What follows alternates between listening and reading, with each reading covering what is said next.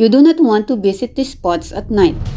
It may be a sound a bit morbid, but visiting local cemeteries on your next traveling adventure is a sightseeing trip not to pass up. Cemetery can be incredibly beautiful, chock full of their city's history, and offer the chance for paranormal encounters to really get you up in the mood for a Halloween. For this list, we'll be looking at the spookiest graveyards along with the other tombs and places of the burial in the world. But before any further ado, please don't forget to like, comment, subscribe, and push the bell icon for you to always updated in our new videos. Here's a list of the top 10 creepiest final resting places from around the world. 1. Old Jewish Cemetery in Prague, formerly called the Jewish Garden. This cemetery was first used as a cemetery in the 15th century and remained so until 1787. For a religious reason, Jews cannot destroy tombs of other Jews or move their bodies. So when the cemetery was full, new layers of earth were added above the existing graves to make more rooms for others. In the end, there were 12 layers of earth, 100,000 bodies buried, and 12,000 tombstones. 2. Gladiator Graveyard.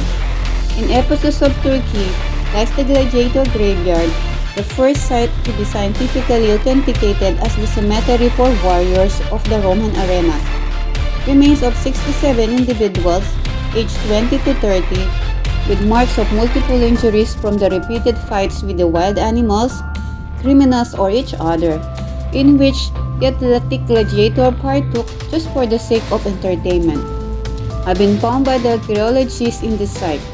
It was the first identified by the gravestones drawing of individuals in gladiator attire. 3. Chamula Cemetery, Mexico.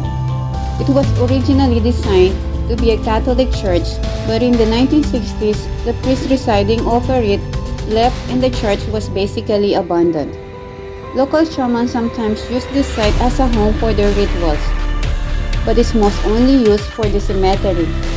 It has dozens of raised graves marked by different colors of crosses.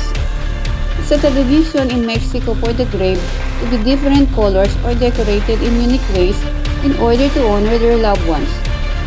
They become more decorated even more during Dia de los Muertos, when families give gifts and offerings to their loved ones to enjoy as their spirits come back.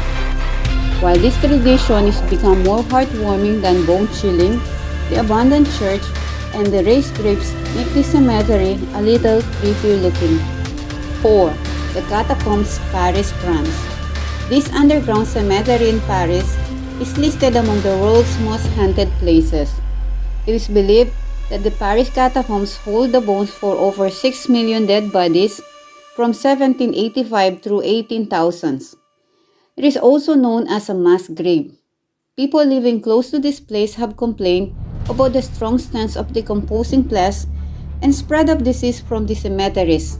It is impossible to believe that ghosts don't exist here given the fact that there are so many bones stacked up. 5. Sagada, Philippines. The people of Sagada follow a unique burial ritual. Instead of being placed into the ground, the coffins are hung either inside the caves or on the face of the cliffs, near the hanging coffins of their ancestors. The Sagada people have been practicing such burial for over 2,000 years, and some of the coffins are over a century old. Eventually, the coffins deteriorate and fall from their precarious positions. The reasons the coffins were hung was due to the belief that the higher the dead were placed, the greater chance of their spirit reaching a higher nature in their afterlife. Many of these locations of the coffins are difficult to reach, and obviously be left alone out of respect, but can be appreciated from far. 6. Valley of the Kings, Cairo, Egypt. Valley of the Kings in Egypt, where at least 63 chambers were built in order to house pharaohs and other noble people in ancient Egypt. Interest is exactly what life was like in ancient Egypt, and the meaning behind all these structures has been a huge focus of archaeology since the 18th century. Most of the tombs in Valley of the Kings are closed to tourists and only open in order to studies by archaeologists. Considering this site was so sacred to the ancient Egyptian, who buried their most powerful and esteemed leaders there.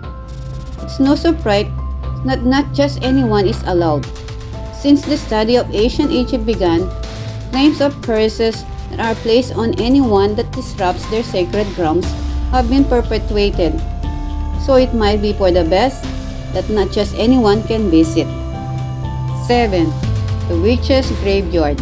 Nestled within the mountains away from Roteton Mountain Road in Tennessee is the Stump Cemetery, which is also known as the Witches' Graveyard because of the spooky features like a tent-like rock slabs where the bodies is buried, headstones with star, pentagrams, or strange marks, etc.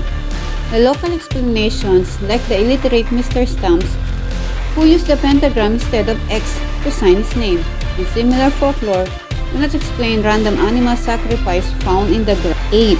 Capuchin Crypt, Rome. The monks who built to elaborate bones dioramas in the Capuchin Crypt will be disappointed to learn how creepy visitors find their work, but the scenes are undeniably macabre.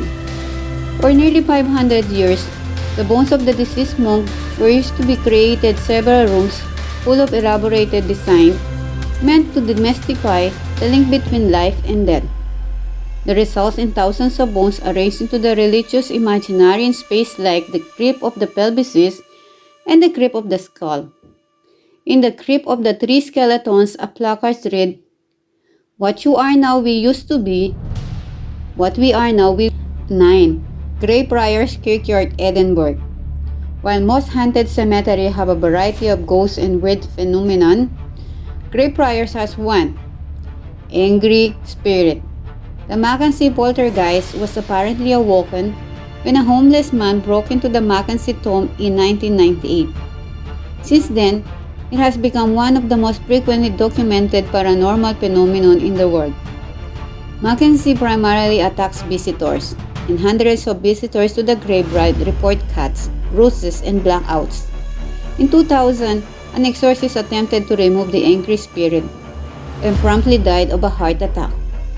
There have been so many incidents that this part of the cemetery is locked and can only be visited by a tour. Of course, the tours only take 10. Highgate Cemetery.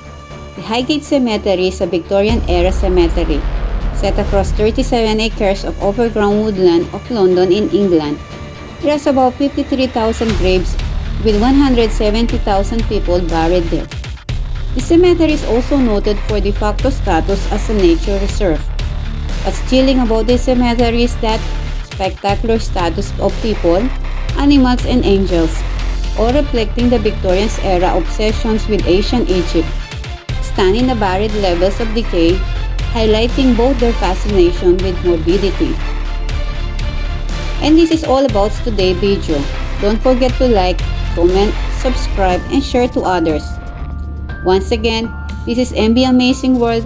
Thank you for watching and see you in our next video.